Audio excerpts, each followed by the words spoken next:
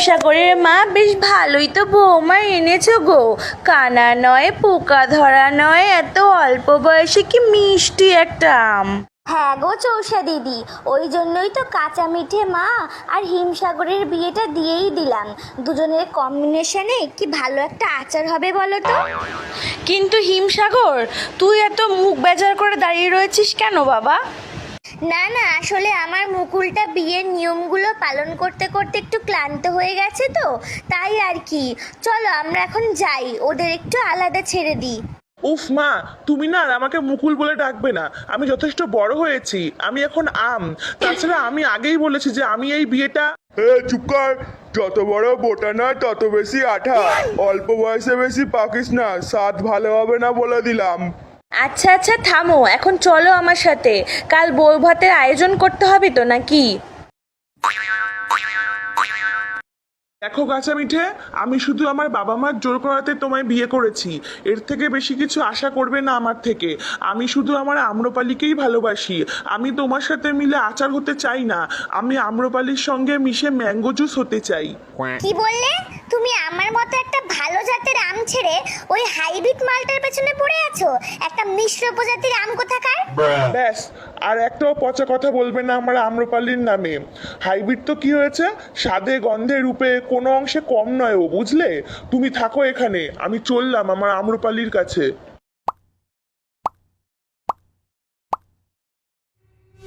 চোষানা মল্লিকা না নই নই রে ফজলি, খেলি চিনিমিনি চিনিমিনি চিনিমিনি মন নিয়ে আম্রপালি। আম্রপালি, এই তুমি তুমি এখানে কি করতে এসেছো? আজ তোমার ফুলসজ্জা তো, যাও ওই ওলাউঠি কচি খুকি কাঁচা মিঠের কাছে যাও। না আম্রপালি, বাবা মার চাপে আমি কাঁচা মিঠেকে বিয়ে করেছি, না হলে ওরা আমায় গাছের ডাল থেকে তাড়িয়ে আমায় ত্যায্য আম করে দিত। তাহলে এখন এসেছো কেন? এখন ভয় করছে না ত্যায্য আম হয়ে যাবার? না, কারণ আমি বুঝতে পেরেছি আমি তোমায় ছাড়া বাঁচবো না। করে দিক আমায় ত্যায্য আম, আমি আর ওই গাছের ডালে ফিরবো না। আমি তোমার সাথে তোমাদের গাছের ডালেই ঘর জামাই হয়ে থাকবো। এই শোনো, তোমার বিয়ের খবর পাওয়ার পরে থেকেই না তোমার থেকে আমার মনের আঠা উঠে গেছে। তার উপর আবার নিঃস্ব হয়ে এসেছো আমার কাছে। আমার কাছে না এই খোসা ছাড়ানো ত্যায্য আমের ভালোবাসার কোনো দাম নেই। আমি এখন আমার অ্যালফান্সোর প্রেমে পড়েছি। বিদেশি আম, বুঝলে, অনেক দাম। ও আমায় ফ্রুটস বুকে রিকোয়েস্ট সেন্ড করেছিল, কি হ্যান্ডসাম দেখতে। তারপর থেকেই চ্যাটিং শুরু হয় আমাদের। তুমি এখন যাও, আমার এখন কয়েকটা রিলস বানিয়ে আমার অ্যালফান্সোকে সেন্ড করতে হবে। ডিস্টার্ব করো না তো। ছি, কাঁচা মিঠে ঠিক কথা বলেছিল।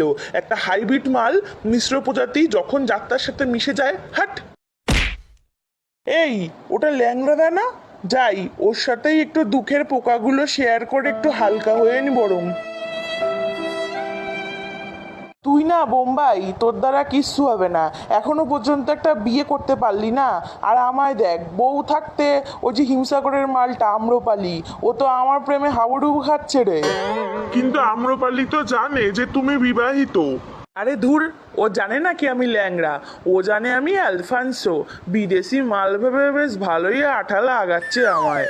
এই দেখ, ফ্রুটস বুকে অ্যালফান্সোর নামে ফেক অ্যাকাউন্ট খুলে বেশ ভালোই চ্যাটিং চালাচ্ছি আম্রপালির সাথে। কিন্তু ল্যাংড়াদা, মল্লিকা বৌদি যদি জেনে যায় তাহলে? বাদ দে তো, সবসময় মনে রাখবি, ডর কে আগে জিত হ্যায়। আরা বেটা ল্যাংড়া, আজ তোর প্রেম পর্ব শেষ করব আমি। এখন এই প্রমাণ সহ মোবাইলটা যাবে মল্লিকা বৌদির কাছে, আর আমি যাই আমার কাঁচা মিঠের কাছে। আর বাকি রইল আম্রপালি, তুই থাক তোর ওই ফেক অ্যালফান্সো বিদেশি ল্যাংড়ার আশায়। কি দিল তো তোমার আম্রপালি ভালোবাসার খোসা ছাড়িয়ে?